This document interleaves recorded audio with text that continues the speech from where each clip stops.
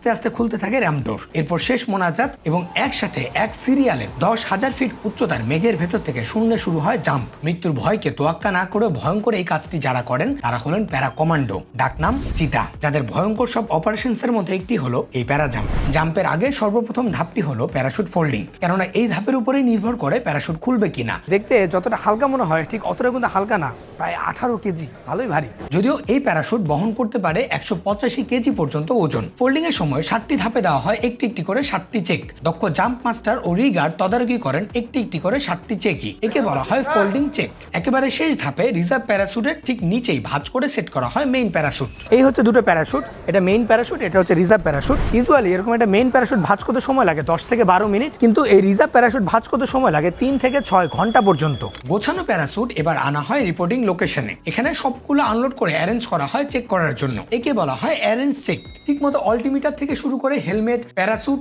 ও অন্যান্য ডিভাইস শরীরের সাথে সেট করার পর্বটা শেষ করে ফেলতে হয় এখানেই। এর পরপরই দেওয়া হয় আরেকটি চেক, একে বলা হয় ওয়ারিং চেক। মাঝে মাঝে কমান্ডোদের মনোবল বাড়াতে দেখতে আসেন ব্রিগেড কমান্ডার নিজেও। এমনকি গ্রাউন্ডের সর্বশেষ পরিস্থিতি সম্পর্কে পাথফাইন্ডার হিসেবেও ধারণা দেন তিনি। ফাইনালি তারা প্রস্তুত হলে শুরু হয় বিশেষ দোয়ার পর্ব, যেখানে আবারও মনে করিয়ে দেয় সৃষ্টিকর্তার প্রতি তাদের অগাধ বিশ্বাস এবং প্রমাণ করিয়ে দেয় তাদের শক্তিশালী ইমানি পরিচয়। দোয়া মোনাজাত শেষে কমান্ডোরা একে একে এগিয়ে যান এয়ারক্রাফটের দিকে। আজ এখানে এয়ারক্রাফট হিসেবে ব্যবহৃত হচ্ছে আর্মি এভিয়েশনের কাসা C-295W। অত্যাধুনিক এই উড়োজাহাজ বাংলাদেশ সেনাবাহিনীতে যুক্ত হয় 2017 সালে। তবে প্রয়োজন বা কাজের ভিন্নতা এবং ক্যাপাসিটির উপর নির্ভর করে এই এয়ারক্রাফট হয়ে থাকে বিভিন্ন সময়ে ভিন্ন ভিন্ন।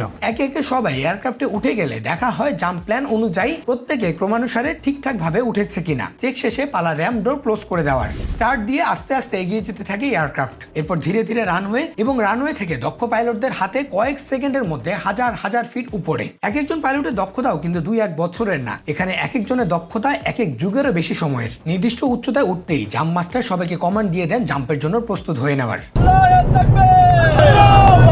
এর পরপরই আরেকবার সবাইকে চেক করা হয় যেন সবার প্যারাশুট থেকে শুরু করে সবকিছু ঠিকঠাক আছে কিনা। একে বলা হয় ফাইনাল ওয়ারিং চেক। সব চেক শেষে করা হয় আরেকটি দোয়া। পাইলট আস্তে আস্তে র্যাম ডোর খুলে দেন। তবে এখানে যারা আছেন সবার একটি নির্দিষ্ট হাইট ফিক্স করা, অর্থাৎ নির্দিষ্ট একটি হাইটে যাওয়ার পরে সবাই এখান থেকে জাম্প করবেন। প্রচন্ড বেগে বাতাস ঢুকতে থাকে। নিচে মেঘ ছাড়া আর কিছুই দেখা যায় না। যা দেখা যায় তা খুবই ক্ষুদ্র।